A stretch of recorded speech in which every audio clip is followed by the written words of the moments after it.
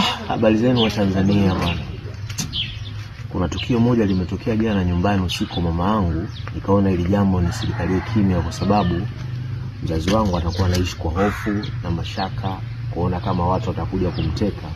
Kwa sababu jana saa 6 usiku mimi nilikuwa nimelala. Kwa sababu mimi nyumbani kwangu na kwa mama yangu ni kama ni mita 30 au 40 hivi kufika kwa mama yangu.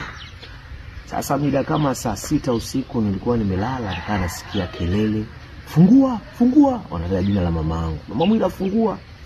Sasa mimi kushtuka ile hali, nikabidi sasa na mimi nitoke kutaka kujua kutoka, nasikia kelele. Sasa sababu ni usiku, mtu ule kidogo unakuwa na hofu kwa sababu hujua kina nani walokuja. Lakini mimi nanukuu nikaa nasikia zile sauti, sisi tumetumwa na wakubwa, sisi ni mapolisi. Sasa kimoyo na akili yangu nikawa najiuliza, polisi gani anayekuja saa 6 usiku ni nyumba ya mtu pasipokuwa na kiongozi yoyote, na kuna shida gani? Kwa sababu mama yangu mimi ni mtu mzima, ni mtu ambaye anakaa nyumbani, anaishi nyumbani muda wote yuko, na kama nilikuwa ni watu wema, kwa nini wasije mchana? Wanakuja usiku. Sasa hilo hali mimi binafsi nikaona sio jambo zuri. Kwa hiyo nikaona nije sasa hivi kwa mama yangu hapa, nimekuja nimezungumza naye kwa mama yangu ana hofu.